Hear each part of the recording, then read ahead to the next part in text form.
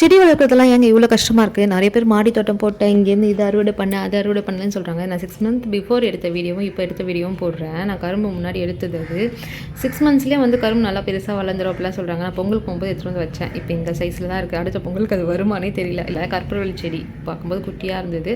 இப்போ ஓரளவுக்கு படர்ந்து வந்திருக்கு. பட் அந்த அளவுக்கு க்ரீனிஷாக இல்லை, ஒரு எல்லோயிஷ் அந்த மாதிரி தான் இருக்குது.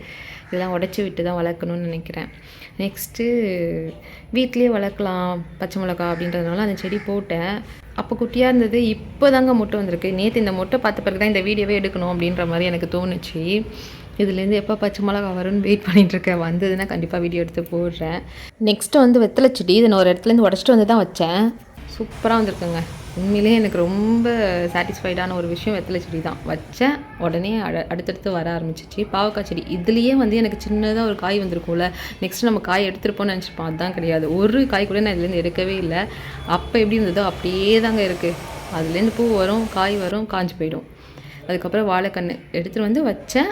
அது இப்போது ஓகே, ஓரளவுக்கு வந்திருக்கு. இதை நம்ம எடுத்து போட்டு சாப்பிட்ற அளவுக்குலாம் இல்லை, பட் வந்து எல்லாம் வந்திருக்கு, கொஞ்சம் வளர்ந்தும் இருக்குது. அதுவும் நம்ம இப்போ பார்த்தது எல்லாமே நம்ம நாட்டு செடி. அது வளர்கிறதுக்கே இவ்வளோ கஷ்டமாக இருக்குது. அதுலேயும் இந்த கருவேப்பிலை செடி நான் இப்போ எடுத்துகிட்டு வந்து வைக்கும்போது 3 இலையோடு தான் இருந்தது. இப்போயும் 3 இலையோடு தான் இருக்குது. 6 மாதம் ஆயிடுச்சு, அண்ணன் ஒன்று காயில்.